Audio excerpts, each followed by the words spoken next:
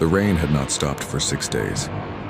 At first it had come softly, like a passing whisper across the Dakota plains, soaking the grass and bringing the scent of damp earth. But the whisper had become a drum, and the drum had become a roar. By the 6th day, the Cheyenne River was no longer a river at all. It was a monster, swollen and merciless, tearing at its banks with claws of water, devouring fields, wagons, and whatever stood in its way. Vivian Cross stood at the window of her trading post, the only solid building for miles, and watched the storm hammer against the world. Her hands gripped the frame, knuckles pale, eyes wide. She had seen floods before, but never one like this. The river had swelled until it seemed to carry the whole sky inside it. Trees, fences, roofs, everything the water caught became kindling for its fury. She felt James Crawford, her young assistant, step up beside her. He was only 16, a wiry boy with freckles and hair the color of dry straw. His voice shook when he spoke. "Miss Cross," he said, "the water's still rising. If it keeps climbing, it'll take the post too." Vivian didn't answer. Her eyes followed a wagon wheel spinning past, half submerged as if mocking the lives it once carried. She thought of her husband, Daniel Cross, who had died 3 years earlier when a fever swept through the fort. He had been strong, steady, the kind of man who could hold the world together by sheer force of will. Since burying him on a cold spring morning, she had lived half in shadow, her courage dulled by grief. But now the storm demanded something of her. A sound carried across the flood, faint but sharp. A cry. She blinked, listening hard, and heard it again, 2 voices, high-pitched and ragged, desperate. She pushed the door open, the wind slamming it back against the wall, and stepped onto the porch. There they were. 2 boys clung to a cottonwood tree torn loose by the flood. The tree spun helplessly in the current, rolling and jerking, its branches snapping as it scraped along the swollen banks. The boys' hands slipped on the bark, their dark hair plastered to their foreheads, their eyes wide with terror. Vivian recognized them instantly. Takakota, the younger, no more than 9, was the son of Chief Matoska of the Lakota. His cousin Akacheta, a little older, clung beside him. Vivian had seen them before, trailing after their fathers on visits to the trading post. Bright, restless boys with laughter in their eyes. Now those eyes begged for life. Her heart slammed against her ribs. If the river took them, their people would grieve, and grief would turn to rage. The fragile peace between settlers and Lakota, already stretched thin, might tear apart. But Vivian didn't think of politics in that moment. She thought only of 2 children caught in a river that wanted their bones. She snatched a coil of rope from a hook by the porch. James saw what she meant to do and lunged to stop her. "Miss Cross, no. You'll drown. I can't just stand here," she shouted over the roar of the water. Her voice was steadier than she felt. She tied the rope hard around her waist, hands trembling. "If those boys die, James, the river won't be the only thing that tears this land apart." Before he could argue again, she climbed onto the porch rail and jumped. The river hit her like a wall. It slammed into her chest and tore her breath away. She went under, the cold biting into her bones like knives. The world became a chaos of branches, mud, and roaring current. The rope snapped taut, dragging against her ribs as James braced on the porch and held fast. She fought upward, gasping when her face broke the surface, coughing river water from her lungs. "Takakota. Akacheta," she screamed, her voice raw. The storm swallowed most of the sound, but she saw their heads lift. Kicking hard, she pulled hand over hand along the rope, forcing her way toward the spinning tree. The current shoved her sideways, battering her against floating debris. A wagon plank cracked against her shoulder and pain flared, but she pushed it aside. The boys were slipping. Takakota's small fingers slid down the bark, his lips blue. Akacheta clung with all his strength, but terror had drained him nearly dry. The cottonwood groaned, half submerged now, ready to roll under and take them with it. Vivian reached them just as Takakota lost his grip. She lunged, catching him by the wrist, and hauled him against her chest. His body was light, shivering violently, water streaming from his hair. She looped the rope around his waist, tying him to her with knots she barely remembered learning. "Hold on to me," she said, her voice fierce. She turned to Akacheta. His eyes were wide, his lips forming words she couldn't hear. He reached for her, and she tied him to the rope as well, her fingers numb, every knot clumsy but firm. The cottonwood gave one last groan and rolled under, vanishing beneath the surface. For a heartbeat, all three were dragged with it, plunged into blackness. Mud and water filled Vivian's mouth. Her chest screamed for air.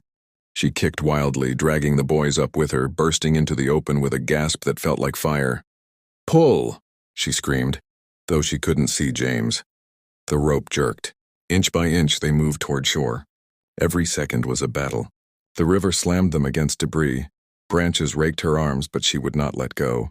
She clutched the boys tight, their heads pressed against her shoulders, whispering through gasps, "Stay with me. Just a little longer." At last, hands grabbed the rope and dragged them onto the mud of the bank. James fell backward with the strain, but he kept pulling until all three of them lay sprawled in the muck, coughing and choking. Vivian rolled onto her side, dragging the boys with her. Takakota vomited water, then sobbed. Akacheta gasped, his chest heaving. Alive. Both alive. Vivian gathered them into her arms, cradling them against her soaked dress. Her body trembled with exhaustion, bruises blooming along her ribs and shoulders, but she held them as if holding the whole world. "You're safe," she whispered, though her voice cracked. "You're safe now." The boys clung to her, their small fingers digging into her arms. Takakota buried his face against her, and for the first time since her husband's death, Vivian felt something deeper than grief. She felt purpose. The river still raged, carrying away the wreckage of homes and dreams. But on that muddy bank, something else was born. By nightfall, word spread. Warriors of the Lakota, who had raced to find the boys, arrived and saw with their own eyes the woman who had risked her life to save them. They carried the children back to camp, but not before Takakota, his voice thin but sure, pointed back at Vivian and said, "She saved us." Chief Matoska met her gaze across the distance. His face was unreadable, carved in stone, but his eyes softened with something rare. Respect. Vivian sat on the porch steps, wrapped in a blanket James had thrown over her shoulders. Her body ached, her mind felt heavy, but in her chest burned a quiet fire she hadn't known in years. The storm would pass. The river would recede. But her act would not wash away.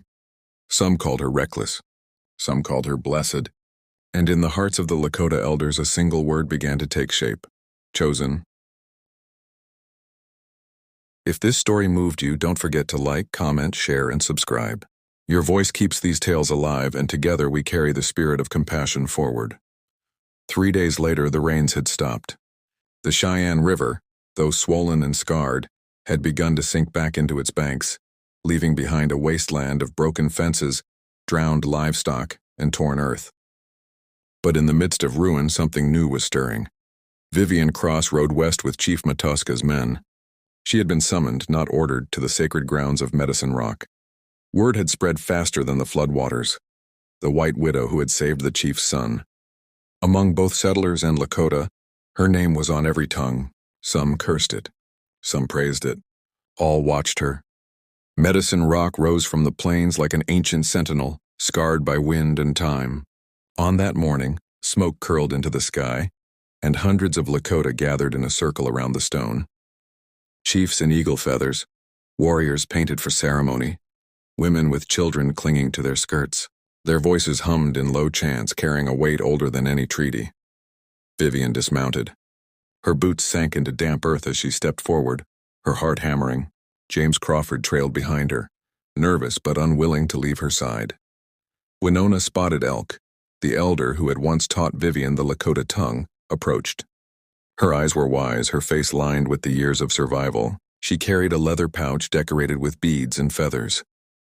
"You saved Takakota," Winona said in Lakota, her voice carrying across the silence. "Not for gain, not for power, but because his life mattered. Our council has decided, today you will carry the bundle of the child protector. You will be called White Wolf Woman." Vivian's breath caught. She had expected thanks, perhaps even a gesture of respect. Not this, adoption into the Lakota people. The title was sacred, older than the wars that scarred the plains. Chief Matoska stepped forward, his son beside him. Takakota still looked pale from the ordeal, but his chin was lifted with pride. He spoke, his small voice clear. "She fought the river for us. She is not our enemy." The crowd stirred. their murmurs carrying both awe and approval. Matoska raised his hand for silence. His gaze met Vivian's, heavy with the gravity of a father who had almost lost everything. "No white has ever been given this name," he said, "but no white has done what you did. Today you are bound to our people not by blood but by courage." The ceremony began. Water from a sacred spring was poured over Vivian's hands, washing away dust and grief alike. Winona painted white lines across her face and chest, symbols of rebirth. Then the elder warrior who had once carried the child protector's bundle placed it into Vivian's arms.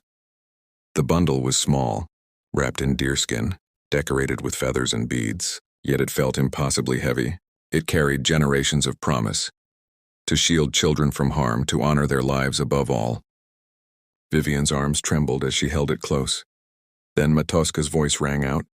"From this day you are White Wolf Woman, protector of children, sister of the Lakota."